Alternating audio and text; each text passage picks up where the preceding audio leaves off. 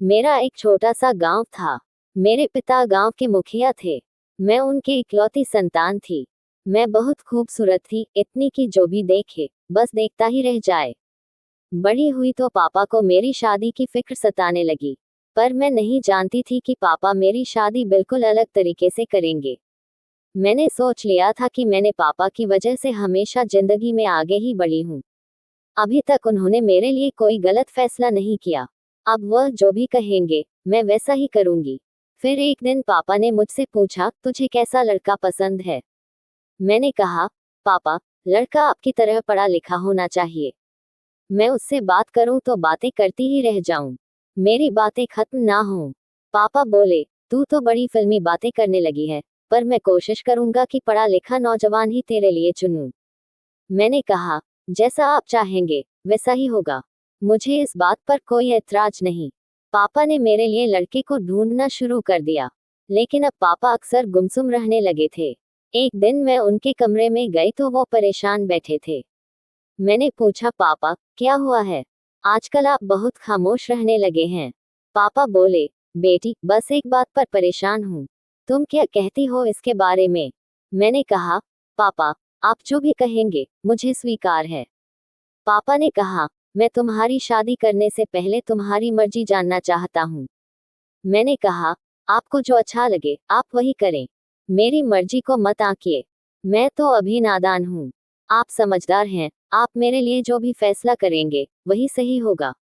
पापा बोले, एक लड़का तो है जो तुमसे शादी करना चाहता है बेटी, पर उसके खानदान का कुछ अता पता नहीं है। और मैं तो ये भी नहीं जानता कि अभी शादी के लिए वह मानेगा या नहीं। लेकिन लड़का हीरा है। अगर मैं कहूँ कि मैंने आज तक इतना खूबसूरत व्यक्ति नहीं देखा तो गलत नहीं होगा। अपनी 65 साल की उम्र में मैंने अभी तक ऐसा कोई व्यक्ति नहीं देखा जो इस कदर पढ़ा लिखा हो। सिर्फ पढ़ा लिखा ही नहीं है बल्कि उसके पास दौलत भी अपार है। पहाड़ों के बीच में उसका घर है, और उस घर में उसने बहुत सारी नौकरानियां भी रखी हुई हैं। तुम सोच भी नहीं सकती कि तुम्हारी जिंदगी कितनी खूबसूरत होगी और तुम कितनी खुश रहोगी अपने पति के घर। ये सुनकर मैं चुप हो गई थी। मगर पापा फिर से बोलने लगे, बेटा, मैं तो एक मामूली सा जमींदार हूँ, मगर तू इज्जतधारी है। मैंने अपने बड़ों से सुना है कि ज्यादा दौलत भी इंसान को बिगाड़ देती है। वरना उस लड़के में ऐसा कोई नुक्स नहीं है कि मैं कहूँ कि तुम्हारी शादी उससे न की जाए। बहुत धनी है, उसके पास जमीन की भरमार है। उसके मुकाबले मेरी तो एक तिहाई जमीन भी नहीं है। वह बहुत अमीर है। पापा की अमीरी और दौलत की बातें सुनकर तो मेरा दिल भी करने लगा कि मैं भी उसे देखूं। पर देखूं कैसे? मैंने पापा से कह दिया, पापा, आप उसे एक बार घर तो बुलाएं। मैं भी उससे मिलूं। मुझे भी पता चले कि वह लड़का किस तरह का है। पापा हंसकर बोले, अरे बेटी, तू कभी घर की चारदीवारी से बाहर नहीं गई। तुझे क्या मालूम दुनिया कैसी है। मैं आकर उस लड़के के ख्वाब देखने लगी जिसके बारे में पापा ने कहा था कि वह बहुत खास है, बहुत शराफत वाला है। पापा मुझ पर बहुत यकीन करते थे। मैंने उनसे कहा था कि मुझे उस लड़के से मिलवा दें, पर पापा ने मना कर दिया। पापा के इरादे मालूम नहीं हो रहे थे। पापा बोले, बेटी, तुमसे एक बात करना चाहता हूँ। मुझे लगा कि शायद वह इस रिश्ते से मना कर देंगे। मैंने कहा, पापा, पहले मैं आपको एक बात बता दूं। मैंने पापा से झूठ बोल दिया। कहा, मैंने उस लड़के को सपने में देखा है कि हमारी शादी हो रही है। और पापा, ऊपर वाले ने ये सपना मुझे इसलिए दिखाया है कि मैं उससे शादी करूं। पापा मेरी बात पर खुश हो गए। मुझे सीने से लगाकर बोले, अरे बेटी, अब तो तेरी शादी उसी से होगी। पापा की बात सुनकर मैं दिल ही दिल में शर्मिंदा भी थी, क्योंकि मैं हर बार अपनी बात मनवाने के लिए यही कहती थी कि मैंने सपना देखा है। और पापा मेरी बात पर अंधा यकीन करते थे। उन्हें अपनी बेटी पर भरोसा था। पर कुछ फैसले ऐसे भी थे जिनमें उन्होंने मेरी मदद ली और वे सही साबित हुए। यूं पापा मुझे चमत्कारी देवी मानने लगे। मैं पापा के हर फैसले पर उन्हें सलाह देती थी। और अगर बात अध्यात्म पर आ जाए तो पापा सवाल भी नहीं करते थे। यूं कहिए कि वह अपनी बेटी को देवी समझने लगे थे। लेकिन मैं ये नहीं जानती थी कि यही चमत्कारी देवी एक दिन मेरे ही गले पड़ जाएगी, और मैं जो भी कहूंगी वही बात मेरे लिए मुसीबत बन जाएगी। ठीक 1 हफ्ते बाद पापा ने नौजवान को हमारे घर बुलाया। उन्होंने मुझसे कहा, तुम भी उसे देख लेना। पापा एक माँ की तरह मुझे सारी बातें बताते थे, क्योंकि मेरी माँ का देहांत हुए 15 साल हो चुके थे। मेरी परवरिश करने वाला कोई नहीं था, सिर्फ पापा ही थे। वो मेरे पिता भी थे और माँ भी। मेरी इकलौती बेटी होने के नाते वो मेरी हर छोटी बड़ी बात को लेकर परेशान रहते थे। उन्होंने सोचा कि मेरी शादी किसी ऐसे इंसान से होनी चाहिए जो मेरा बहुत ध्यान रखे और मुझे कभी दुख न दे। जब पापा ने उस नौजवान को घर बुलाया तो मैंने उसे चुपचाप नजरें झुकाकर देखा। मेरे तो होश ही उड़ गए। वो वाकई बेहद हसीन मर्द था। इससे ज्यादा खूबसूरत चेहरा मैंने जिंदगी में नहीं देखा था। हमारे गांव के नौजवान सख्त मेहनती होते थे, दूध मक्खन खाते थे, खेतों में काम करते थे, पर उनमें वो बात नहीं थी जो इस व्यक्ति में थी, मासूमियत, शराफत और रौनक। उसे देखकर मेरा दिल बेकाबू हो गया। मैं शर्म की परतें तोड़कर उसके सामने जा बैठी। वो भी मेरी खूबसूरती देखकर पागल सा हो गया था, जैसे मैं उसे देखकर हुई थी। लेकिन मुझे पापा की इज्जत प्यारी थी, तो मैं खामोश रही। कुछ देर बाद पापा ने मेरी मर्जी पूछी। मैंने कहा, पापा, मुझे आपकी पसंद पर क्या इतराज हो सकता है? लेकिन सच ये था कि वो लड़का शक्ल सूरत में बेहद आकर्षक था। मैं उससे शादी करने के लिए कुछ भी कर सकती थी, पर मैंने पापा के सामने अपनी बेचैनी को जाहिर नहीं किया। और फिर पापा ने मेरा रिश्ता मनीष चौधरी से तय कर दिया। मनीष चौधरी जाना पहचाना नाम था। पापा को वह पहले से ही पसंद था। बाकी रिश्तेदारों ने भी हमें बहुत बधाई दी, लेकिन मनीष चौधरी के बारे में ज्यादा कोई नहीं जानता था। वैसे तो वह काफी मशहूर था और उसकी जान पहचान भी बहुत लोगों से थी। खैर, मेरी शादी मनीष चौधरी से हो गई। मैं अपने घर से विदा होकर मनीष के घर आई। यहाँ आकर जिंदगी ने एक नया ही रूप दिखाया, एक ऐसा रूप जिसकी मुझे उम्मीद नहीं थी। शादी की पहली रात थी। मेरे पति मनीष ने मेरी बहुत तारीफ की। वो कहने लगे, मैं तुम्हें जिंदगी भर खुशियां दूंगा, पर एक शर्त है। मैं चौंक गई। पूछा, शर्त?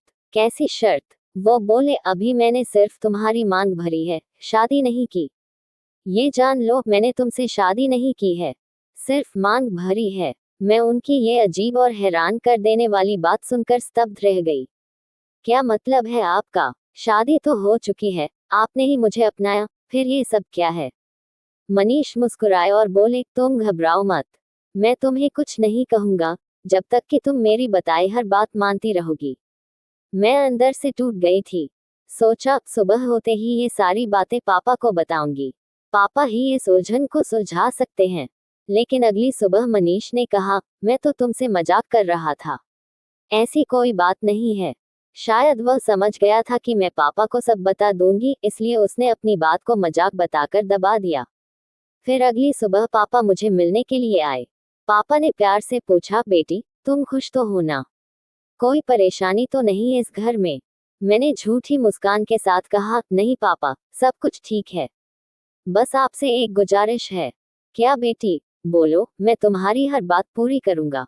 पापा, कभी कभी मेरा आपसे बात करने का दिल करता है। तो मैं आपसे कैसे बात करूंगी? मेरे पास आपसे बात करने का कोई जरिया ही नहीं है। पापा ने हंसते हुए कहा, तो क्या बेटी के लिए एक दिया जलाना पड़ेगा? मैंने कहा, नहीं पापा, अब तो मोबाइल फोन का जमाना है।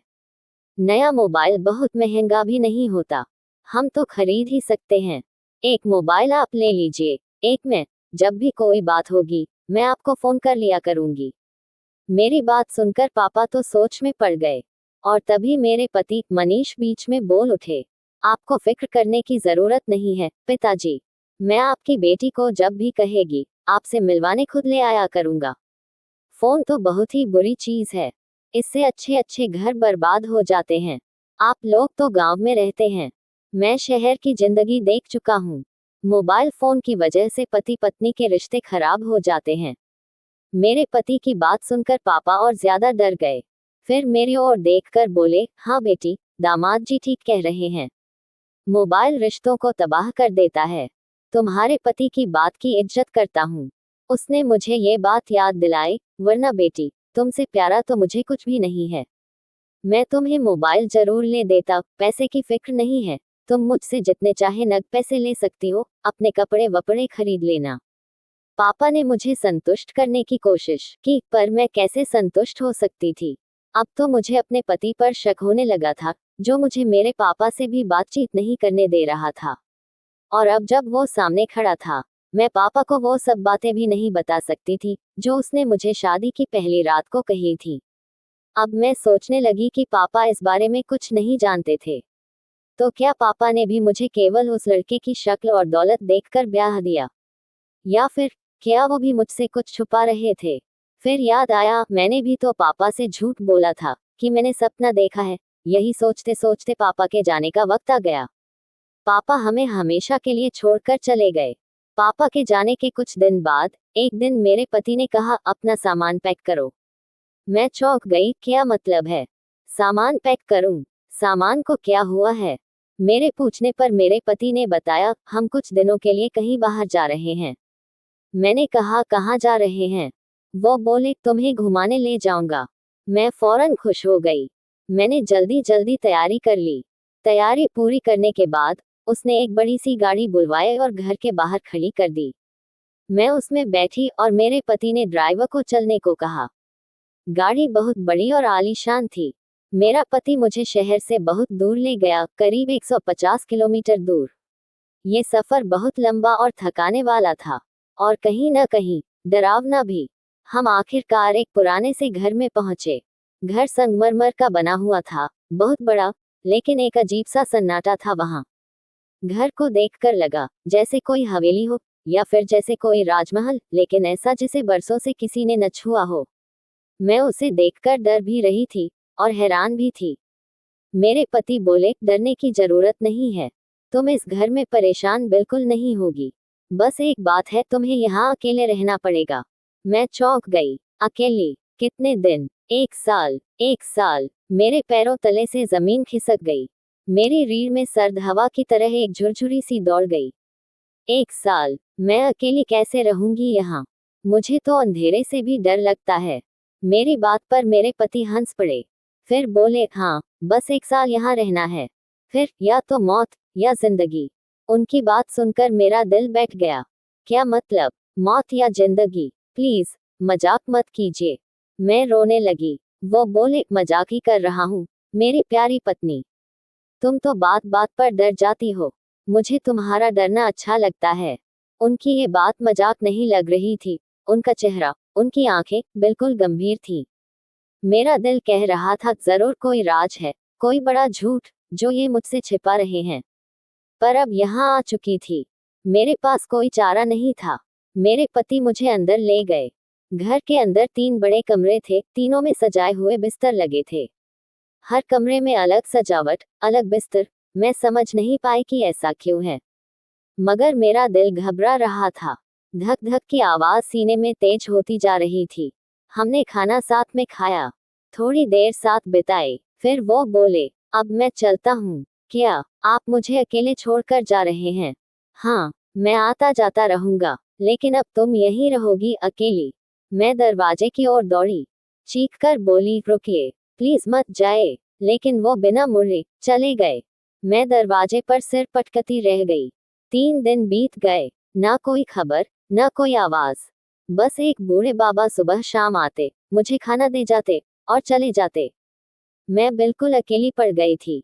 मैं परेशान थी, ना पति का कोई हाल, ना पापा अब इस दुनिया में, और ना ही मुझे ये पता था कि मैं कहाँ हूँ। फिर एक दिन एक औरत आई जो बाबा के साथ थी। उसने आते ही कहा, मैं तुम्हें चेक करने आई हूँ। मैंने चौंक कर पूछा, क्यों? मुझे कोई बीमारी तो नहीं? वो बोली, पागल, शादीशुदा औरत को औलाद के लिए चेक किया जाता है। फिर उसने बिना मेरी मर्जी पूछे कुछ टेस्ट किए। थोड़ी देर बाद वो मुस्कुराए, बधाई हो, तुम्हारे यहाँ बच्चा होगा, और बच्चा भी ऐसा कि तुम्हारा पति तुम्हारी सारी शिकायतें भूल जाएगा। तुम आजाद औरत बनकर जियोगी।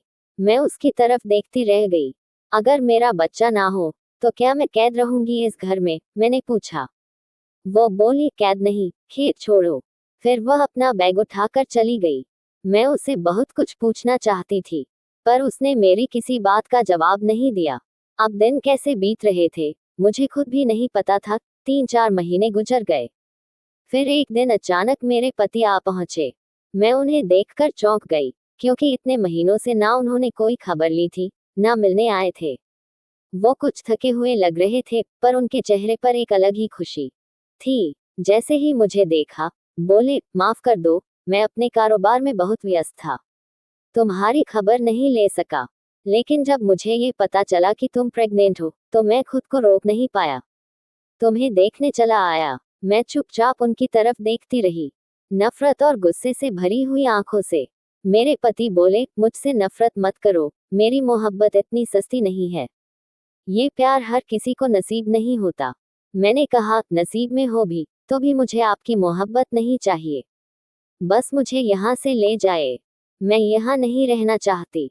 मेरे शब्द सुनकर उनके चेहरे का रंग बदल गया। वो सख्त लहजे में बोले, तुम यहाँ क्यों नहीं रह सकती? तुम्हारे पास और क्या है जो तुम यहाँ से जाना चाहती हो? मैंने तुम्हारे लिए बहुत कुछ किया है, इतनी चीजें लाकर दी हैं, फल, सब्जी, कपड़े, नौकर, क्या ये सब कम है? मैंने रोते हुए कहा, मैं अपने पापा के घर भी यही सब पाती थी, पापा की इकलौती बेटी थी मैं, कभी किसी चीज की कमी नहीं हुई थी। मैंने आपसे आपकी दौलत नहीं देखकर शादी की थी, बल्कि आपकी पढ़ाई, आपकी बातें और आपकी खूबसूरती देखकर की थी। पर ये मेरी सबसे बड़ी गलती थी। काश मैं पापा के घर ही रह जाती, सुकून से जीती। मेरे पति मेरी बातें सुनकर चुप हो गए। फिर एक पल बाद बोले, मैं सच में बहुत व्यस्त था, पर अब मैं समझ चुका हूँ कि तुम्हें मेरी जरूरत है। मैं कल ही आकर तुम्हें यहाँ से ले जाऊंगा। तुम मेरी सबसे प्यारी चीज हो, तुम्हारे बिना मेरा दिल नहीं लगता। अब मैं जान चुकी थी, मेरे पति प्यार से बात बनाते हैं। मैंने अपना रवैया थोड़ा बदल लिया, धीरे से कहा, भगवान के लिए मुझे यहाँ से ले जाए, मैं आपसे सच्चा प्यार करती हूँ, आपके बिना नहीं रह सकती। यहाँ अकेले रहना मेरे बस की बात नहीं। मेरे पति मेरे बदले हुए रवैये से खुश हो गए, बोले, ठीक है, कल मैं तुम्हें यहाँ से ले जाऊंगा। और वाकई अगली सुबह वो मुझे लेने आ गए। उन्होंने मुझे अपने शहर वाले घर में रख लिया। कुछ ही दिन में पापा की मौत के गम से निकलकर मैं अपने नए जीवन में ढलने लगी। पापा की कमी बहुत थी, पर अब मैं माँ बनने वाली थी। फिर एक दिन मेरे पति बोले, अब तुम मेरी सच्ची पत्नी हो, अब मैं तुम्हें अपनी माँ और परिवार से मिलवाऊंगा। उन्होंने मुझे बेहद महंगा जोड़ा ला कर दिया, लाल रंग का जोड़ा, भारी जेवर, चूड़ियां, सब कुछ शाही अंदाज में। और फिर ऐसा जश्न मनाया गया कि गांव वालों ने भी कभी वैसा नहीं देखा होगा। पूरे 15 दिन तक हमारे घर में जश्न चलता रहा। मेरे बेटे के जन्म ने जैसे मेरे पति की दुनिया ही बदल दी थी। वो मेरे ऊपर प्यार लुटाने लगे, मुझे रानी जैसा मान सम्मान देने लगे। पापा की कमी तो कभी पूरी नहीं हो सकती थी, लेकिन अब घर में खुशियां लौट आई थी। लेकिन मेरे दिल में एक सवाल अब भी बाकी था, अगर मैं मां नहीं बन पाती, तो क्या तब भी आप मुझे यूं अपनाते? मैंने कई बार यह सवाल अपने पति से पूछा, लेकिन उन्होंने हर बार चुप्पी साध ली। फिर एक दिन मैं घर की कामवाली से बात कर रही थी, तभी मेरे पति अचानक वहां आ पहुंचे। कामवाली मुझे देखकर घबरा गई, उसके चेहरे का रंग उतर गया, वो एकदम डर गई और फौरन वहां से भाग गई। मेरे पति भी गुस्से से बोले, इस कामवाली से दूर रहा करो, उससे बात मत किया करो। उनकी बात सुनकर मुझे बहुत गहरा शक हुआ। मेरे दिल ने कहा, कुछ तो है जो ये छिपा रहे हैं, और मैं ये राज जानकर ही रहूंगी। अब मैं उस कामवाली को लेकर बहुत परेशान थी। उसका चेहरा, उसकी घबराहट, कुछ तो ऐसा था जो मुझसे छिपाया जा रहा था। मैंने तय कर लिया, मैं इस राज से पर्दा उठाकर रहूंगी। अगले ही दिन मैंने उसे कुछ पैसे का लालच दिया, और बहुत विनती करने के बाद वो मेरी आंखों में आंखें डालकर बोली, बीबी जी, अगर ये बात मैंने आपको बता दी तो मेरी जान चली जाएगी। मैंने कहा, नहीं, मैं तुम्हारा नाम कभी किसी के सामने नहीं लाऊंगी, तुम मुझ पर भरोसा करो। वो कांपती हुई आवाज में बोली, बीबी जी, आपके पति ने पहले भी 2 शादियां की थी। मेरे पैरों तले की जमीन खिसक गई। क्या? हाँ, और उन दोनों औरतों को भी इस हवेली में लाकर कैद कर दिया गया था, बिल्कुल आपकी तरह। पर क्यों? क्योंकि वो औलाद नहीं दे पाई, और आपके पति को औलाद चाहिए थी। जब पता चला कि वो मां नहीं बन सकती, तो उन्होंने उन औरतों को जबरदस्ती तलाक दिलवा दिया और अपने ही नौकरों से उनका निकाह करा दिया, ताकि समाज में बदनामी ना हो। लेकिन हकीकत ये थी कि वो दोनों औरतें आज भी उसी हवेली में कैद हैं। वहां की दीवारें उनके आंसुओं से भीगी हैं, बीबी जी। मेरे पूरे शरीर में झुरझुरी सी दौड़ गई। मैं फटी फटी आंखों से उसे देखती रह गई। उन औरतों के परिवार वालों को भी नहीं पता कि वो जिंदा हैं या मर गईं। उन्हें बस इतना बताया गया कि उन्होंने दूसरी शादी कर ली और अपने मायके से नाता तोड़ लिया। क्या मतलब है? मेरे पति ने, आपके पति को लगता है कि औरत का मकसद सिर्फ बच्चे पैदा करना है। अगर वो माँ नहीं बन सकती, तो वो औरत किसी काम की नहीं। और हाँ, बीबी जी, अगर आप भी माँ ना बन पाती, तो शायद आपका भी यही हाल होता। आपको भी किसी नौकर से निकाह करा दिया जाता और हमेशा के लिए उस हवेली में कैद कर दिया जाता। मेरे शरीर से पसीना टपक रहा था। ये वो सच था जिसकी मैंने कल्पना भी नहीं की थी। पर भगवान का लाख लाख शुक्र है कि आप माँ बन गईं। इसलिए आपको आजादी मिली, सम्मान मिला, वरना वो रुक गई। उसकी आंखें भर आई थी। मैं सन रह गई थी, एकदम चुप और टूट चुकी थी अंदर से। वो औरत बोली, बीबी जी, अगर ये बात आपके पति को पता चल गई कि मैंने आपको ये सब बता दिया है, तो वो मेरी जान ले लेगा। कृपया मेरा नाम मत लेना। मैंने उसकी आंखों में देखा। तुम मुझ पर भरोसा रखो, मैं तुम्हारा नाम कभी किसी से नहीं लूंगी। लेकिन इस राज को हमेशा के लिए दबाया नहीं जा सकता। ये गुनाह है और मैं इसे छुपाकर एक और गुनाह नहीं करना चाहती। अब मेरे सामने एक बहुत बड़ा सवाल खड़ा था। क्या मैं अपने पति का ये सच सबको बता दूं? या फिर अपने बेटे, अपने परिवार और उस मासूम कामवाली की खातिर चुप रह जाऊं? मैं रात रात भर सो नहीं पाई।